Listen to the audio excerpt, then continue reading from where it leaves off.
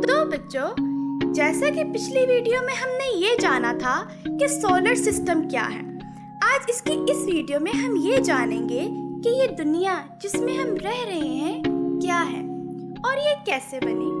जैसे कि पिछली वीडियो में हमने जाना था कि बिग बैंग ब्लास्ट के बाद हमारे प्लैनेट्स वजूद में आए। उन्हीं प्लैनेट्स में से एक प्लैनेट हमारी दुनिया है जिसमें हम रहते हैं। इल्म के मुताबिक किसी भी प्लैनेट में जिंदगी नहीं पाई जाती सिवाय हमारे दुनिया के, और हमारी दुनिया में जिंदगी होने की सबसे बड़ी वजह यहाँ पाए जाने वाले वो कुदरती करिश्मे हैं जो किसी और प्लैनेट में नहीं पाए जाते। हमारी ज़मीन को अल्लाह ताला ने समुंदर,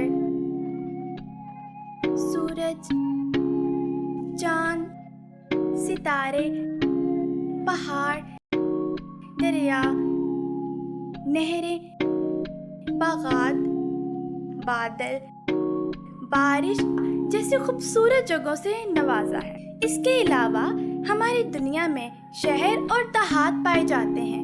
जिंदा रहने के लिए सबसे ज़रूरी ऑक्सीजन है जो हवा में पाई जाती है। पीने के लिए पानी हमें चश्मों और डैम से मिलता है, जबकि पौधे और जानवर हमारी खुराक का बहुत बड़ा जरिया है।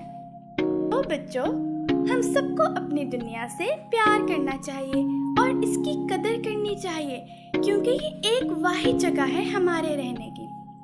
इंशाल्लाह अगली वीडियो में हम समुंदर के बारे में जानेंगे कि समुंदर में क्या कुछ पाया जाता है।